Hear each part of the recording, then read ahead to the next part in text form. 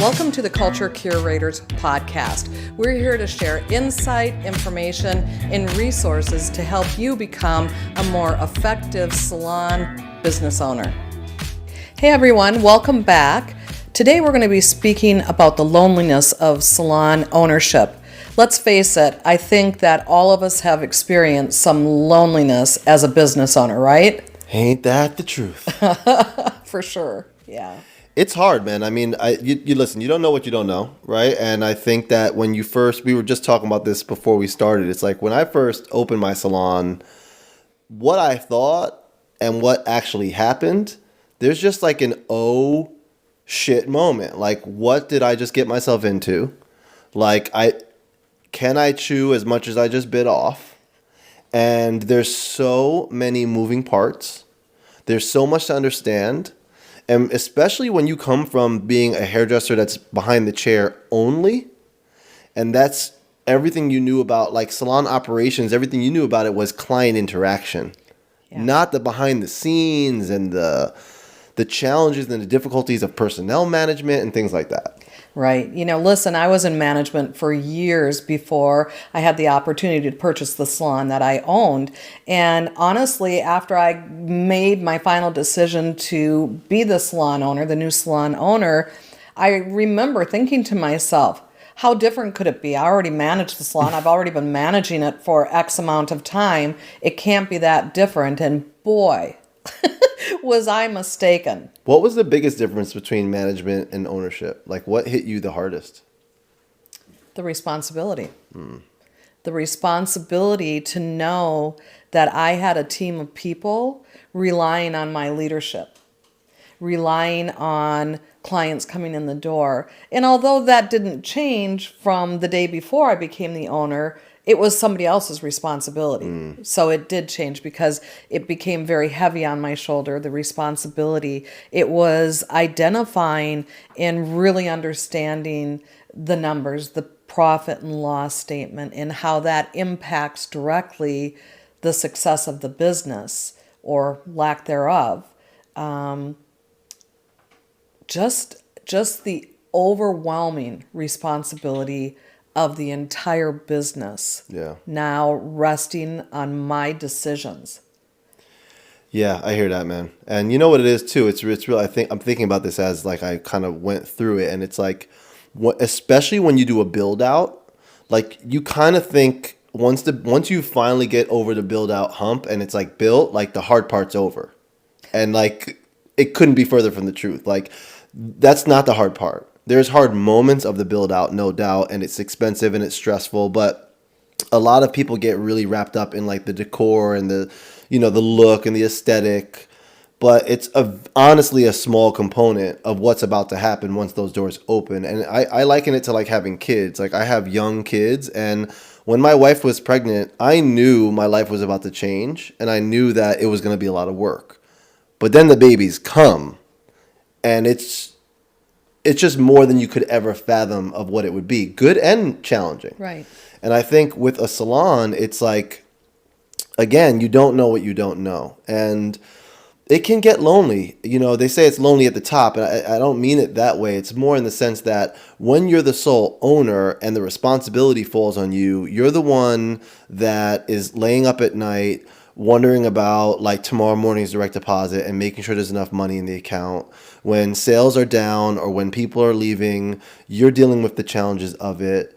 You know, all of those things fall directly and squarely on your shoulders. When you're in the middle of a client and then someone else is having a challenge in the salon with a client or with the situation, you have to handle that. It's a part of your responsibility as the owner, and it can get incredibly overwhelming. It can be incredibly stressful. And if you don't grab a hold of structure and systems right away, like within the first few months, it can quickly spiral. I mean, I remember I had a designer for the first one, which was a big mistake, which is probably a topic for a different day. But she was like, okay, we're going to put your office here. And I was like, why would I need an office? Like, what would I need to do in an office? I'm a hairdresser. I do hair, man. What do I need an office for? And we ended up not putting an office in it because there was no space. But I didn't know how much back end stuff was going to go into it, and how non-fun that stuff is, and how hard it is, and how much you have to learn and who you have to become in so many different ways. That's where it's like, whoa, this is like, it's just way more than I ever expected. Yeah, it is. And it reminds me when people decide that they're going to open up a salon or they're going to build this amazing salon. I think that the focus is so much on the design and the decor. I think it's so much on a ton of money that people spend. I know people that have spent multi-million dollars opening up their business.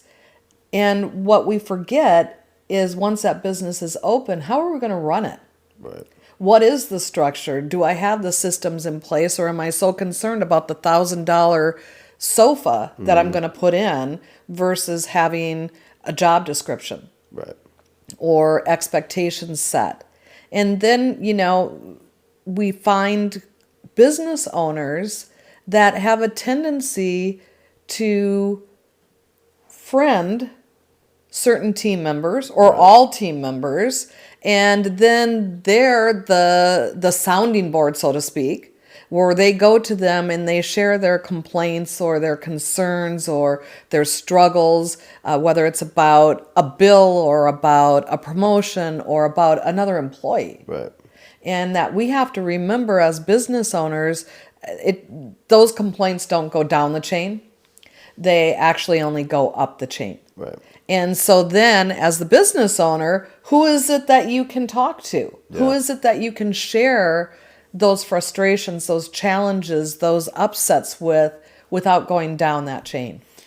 Yeah, that's why coaching is, so key, because it's like that's your sounding board, and that's like an appropriate sounding board. A lot of times, like, we always say this, your clients aren't your friends, your team members aren't your friends, my kids aren't my friends, I'm their parent. If I have a team member, I can be friendly with people, I can of course have relationships with them, but there has to be a boundary that creates a clear delineation between yourself as owner and then people as team members, because when those lines get blurred, it's that much harder to have structure and clarity. And when you don't have clarity in the very beginning, what ends up happening is it's going to catch up to you at one point.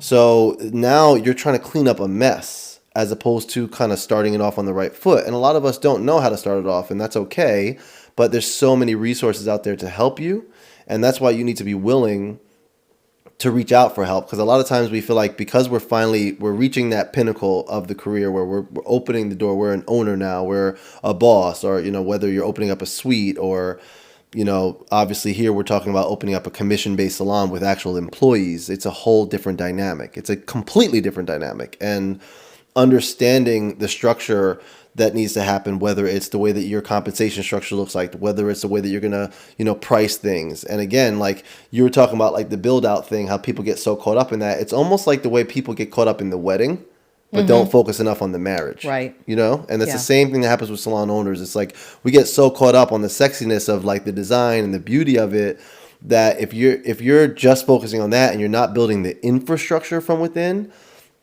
and the backbone of the business, that is its personnel and its systems and its culture, you have to start that from jump. And there are ways to correct it if you've kind of gone astray, but it is harder to do, just like it's always harder to kind of clean something up. They always say it's harder to get in shape than stay in shape. It's the same thing with your business. Yeah, absolutely. And you mentioned about coaching, which, you know what, you need to align yourself with experts, people that have been there, done that, walked through the journey that you're about to embark on. And it's probably an unpopular thing to say, but I'm going to say it anyways. You have to be very, very careful where you choose to get your advice from. Yeah. That's for sure. And I see it all the time. I see it all the time on social media. Hey, I'm opening up a salon. What do you think my compensation structure should be? Well, yeah, and like a big group post. A huge group post, and there will be like 100 comments on it, and everybody has a different opinion. And here's the bottom line. You have to have the structure, the compensation structure, I'm just using that as an example, that works for your business, in your culture, and what works down the road doesn't necessarily work for you. We know that there are certain guidelines, for instance, with this example of compensation, but I just think that the more important message is be very, very careful of who you ask advice from, Yeah. and what you take as the gospel truth, because there's a lot of stuff out there. There's even a lot of stuff if you Google it, and some may be really great for you and some may not. Yeah, that's And very true.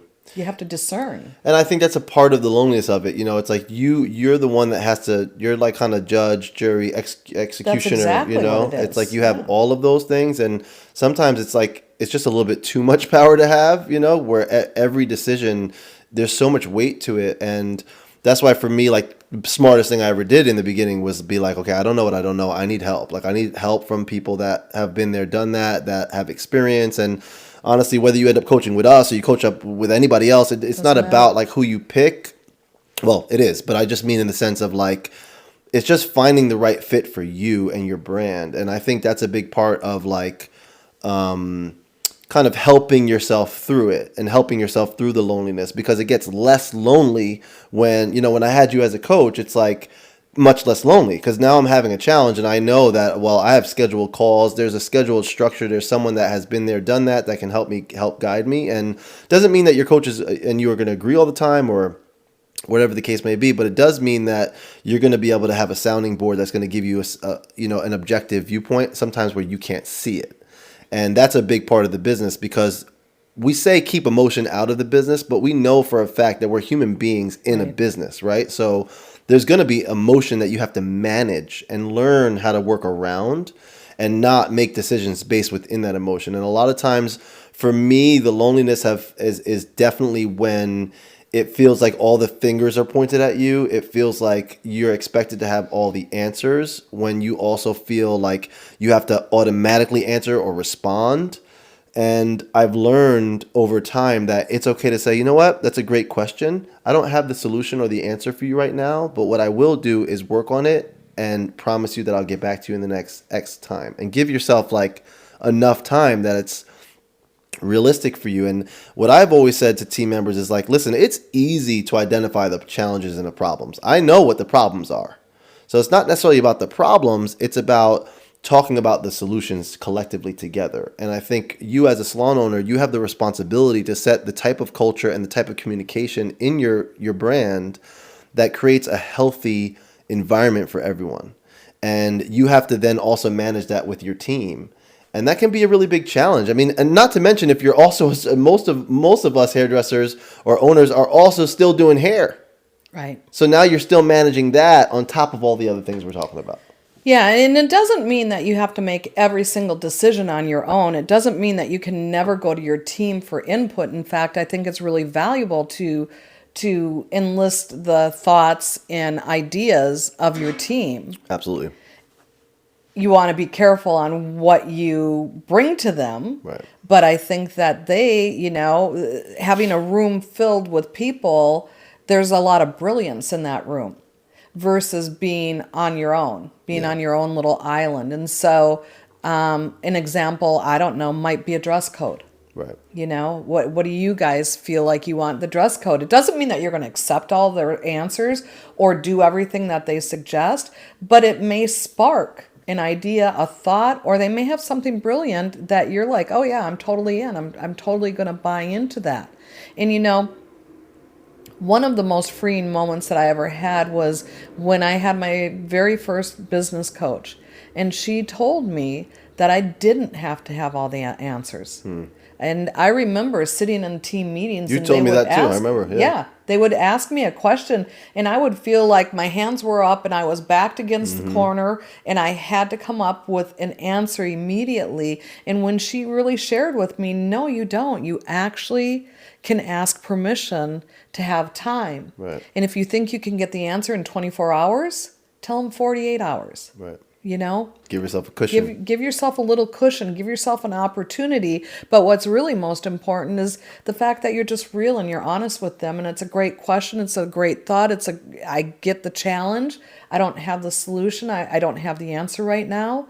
But with your permission, I'd like to get back to you within 48 hours, 72 hours, whatever it is. Right. And I've never heard of a team being like, oh no, I want an answer right now. Right. And I mean, this, I'm telling you, every single time that I've had like a reactionary answer, I've It's regretted it like almost instantly. And then what happens is if you go back on what your answer is and now you have to like change your mind, you lose credibility, especially when that happens over and over again. Like your team stops trusting you. Yeah. And that's dangerous. And that's also a part of like the loneliness of it. You know, like does your team trust you and have you earned have you built the credibility that earns the trust?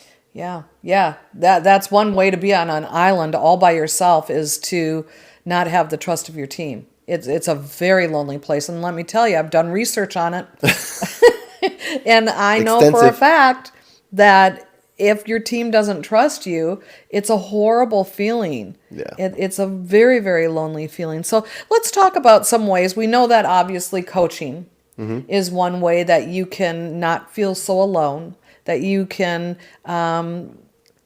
not walk the journey all by yourself. Right. There was a period of time in my ownership where I really felt alone, and I felt like I was walking the journey completely alone because I didn't think anybody else had the problems that I had in my business.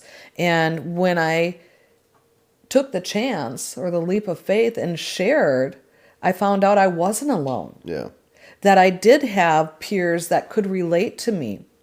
I wasn't necessarily going to them for an answer, but just to be able to sit down and have a conversation and just be relatable. So one of the biggest things that I found out was, there were 4 salons within my mall basically, and we weren't enemies.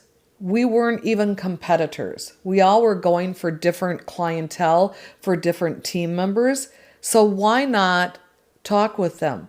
Why not go out and have a coffee, a tea, a glass of wine with them, and just have someone that you can share what's going on, not expecting an answer, not expecting anybody to fix it, but just to be able to share and have someone to relate to. Yeah, and when you can relate to people, you can also like kind of exchange ideas, and you might Absolutely. catch a nugget that's like, wow, I didn't think about that. That's something I really should do. I would love to do that. That makes perfect sense. And I think a great idea when you're feeling that loneliness is you got to get outside of the box of the salon you work in. Those 4 walls that start closing in on you, you got to get yourself out and into the bigger part of the industry and around other people. Yeah. And the way to do that is to step outside of your comfort zone. So, I remember many, many years ago, like I didn't know how to change it. All I ever did was do hair behind the chair and in the box I was in. Like I wasn't a part of the bigger industry. So there was one year I remember I'm like, you know what? I'm going to just look at the calendar, look at the 4 major shows in the year, whether it was New York at that time, Premiere, the one in California, in the ISSE, which is now I think Anaheim. Obviously New York, Chicago, and Orlando. And I was like, I'm going to go. I'm just going to attend. I don't know who I'm going to talk to. I was going alone, on my own dime, and just be there. And I remember sitting in the lobby, like by the bar or whatever, having a drink, and inevitably, obviously, other hairdressers are in that same bar, that same lobby, and you just kind of start striking up conversations. And it's like, I remember feeling so like enriched by those conversations and by complete strangers that were from all over the country that we're all kind of fighting the same fight, And Doesn't matter. That relatability is very valuable. It's huge. And no matter if you're in Canada, or you're in the United States, you're in the Philippines, we all have the same problems. And I love what you said about attending shows, because there's a lot of free education out there. Yeah. And there's a lot of business education out there. And if you go to a class at one of the shows and it's a business or it's for leadership or ownership, I promise you there's going to be other owners and leaders. And what I love about that those are people who are investing in themselves. Those are people who want to become better. Those are the people that you want to align yourself with. And so being able to introduce yourself and just share a little bit, you never know where that conversation is going to be. I remember I went to a salon training, and this was years and years and years ago. I got partnered with someone, and she's either from New Jersey or New York, one of the two. I think she's from Long Island, actually, New York. And I'm still friends with her. And it's just because she was a business owner, I was a business owner. We both had salons. We were at an event together. We got partnered together. And this has been probably 20 years ago. Wow. And I still connect with her. That's awesome. I also think, this, you got to be real with this. You're not getting educated on this. I'm going to tell you this right now. You're not getting educated on the show floor. Okay. Oh, absolutely That's not where you're learning, No. right? Like the show floor is the fanfare, it's the noise, it's the, you can be inspired clearly on the show floor. You can also be overwhelmed and kind of like a little bit irritated too. So I Yep. think it's like going into a show with a plan. It's looking at, what classes are available that are free or that you need to pay for ahead of time. And I'm not talking in this scenario, we're not talking about technical classes. We're talking about education classes that are going to help you on the business side. Mm-hmm. There's so much. We were at IBS New York yesterday, and there's a ton of classes you can sit in on, and you can plan your day to be a part of for an hour, hour and a half, and just get really valuable information. And again, other people that are in that room are seeking that same type of information. Yeah. So you never know who you connect with, and you never know what relationships you build that can really help you on this kind of lonely journey. Yeah, absolutely. And so, the bottom line is there's no reason to be lonely. There's always a lifeline out there. Yeah. You have to determine what your lifeline is. Is it a business coach? Is it a peer? Is it somebody from a different state? Is it going to a business education seminar? Is it going to a show and then going to the after party? Whatever it is, right.